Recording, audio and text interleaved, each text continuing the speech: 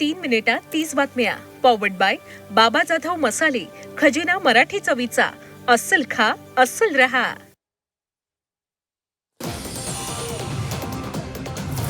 जम्मू काश्मीरमधील कठुआ सेक्टरमध्ये दहशतवाद्यांची शोधमोहीम सुरू आहे. संपूर्ण परिसराला लष्करानं घेरलं.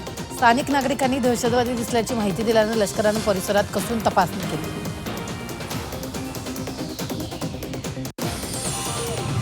छत्तीसगडमधील बिजापूर जिल्ह्यात नक्षलीचा मोठा डाव उधळून लावला. DRG आणि BDSनं संयुक्त कारवाई करून IED जप्त केले. तसंच सुरक्षा रक्षकांनी हे दोन्ही IED सुरक्षित ठिकाणी निष्क्रिय केले.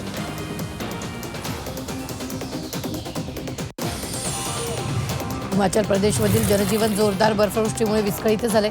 4 महामार्गासह 885 रस्ते बर्फवृष्टीमुळे प्रभावित झाले. तसंच बर्फवृष्टीमुळे 3000हून अधिक ट्रान्सफॉर्मर ठप्प झाल्यानं वीज पुरवठा आणि पाणी पुरवठा विस्कळीत झाला. ईशान्य कोलंबियात विमानाचा भीषण अपघात झाला. या अपघातात 15 जणांचा मृत्यू झाला. विमानात 13 प्रवासी आणि 2 क्रू मेंबर्स होते, ज्यात कोलंबियन संसदेचे सदस्य आणि आगामी निवडणुकीतील एका उमेदवाराचा समावेश होता. या घटनेनं खळबळ उडाली. UGCच्या नव्या नियमांना स्थगिती आली. सुप्रीम कोर्टानं हा मोठा निर्णय घेतला. नवे नियम अस्पष्ट, दुरुपयोग होण्याची शक्यता आहे. सुप्रीम कोर्टानं केंद्र सरकारला नोटीस पाठवली. अजितदादांच्या अंत्यविधीसाठी देशभरातील दिग्गज नेते उपस्थित होते. केंद्रीय गृहमंत्री अमित शहा, मुख्यमंत्री फडणवीस, एकनाथ शिंदेसह नेते मंडळींनी दादांना आदरांजली वाहिली. दादांच्या अंत्यदर्शनासाठी बारामतीत विशाल जनसागर होता. अखेरचा निरोप देताना कार्यकर्त्यांच्या अश्रूंचा बाण फुटला. दादा परत याच्या घोषणांसह कार्यकर्त्यांनी महिलांनी टाहो फोडला.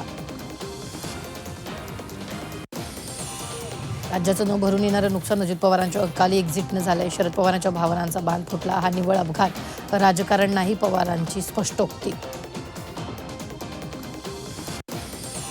अजित पवारांच्या अकाली एक्झिटनं महाराष्ट्राच्या राजकीय पटलावर शोककळा. मुख्यमंत्री फडणवीस, उपमुख्यमंत्री शिंदे, राज्यपालांकडून सांत्वन. उद्धव ठाकरेंनी घेतली पवार कुटुंबियांची भेट.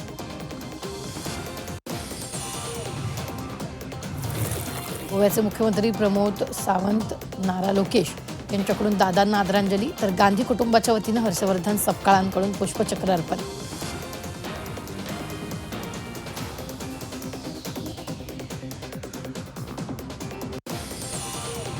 ठाकरे कुटुंबियांकडून सुद्धा अजित पवारांना आदरांजली. राज ठाकरे, अमित ठाकरेंनी काठेवाडीत अजितदादांच्या पार्थिवाचं घेतलं अंत्यदर्शन, तर उद्धव ठाकरेंकडून सुद्धा पवार कुटुंबियांचं सांत्वन.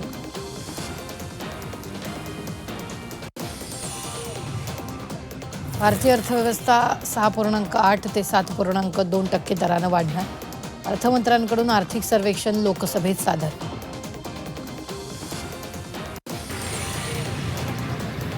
सोलापूर महापौर उपमहापौर निवडणुकीचा कार्यक्रम जाहीर. उमेदवारी अर्ज 2 फेब्रुवारीला दाखल करता येणार, तर 6 फेब्रुवारीला महापौर निवडीसाठी सर्वसाधारण सभा.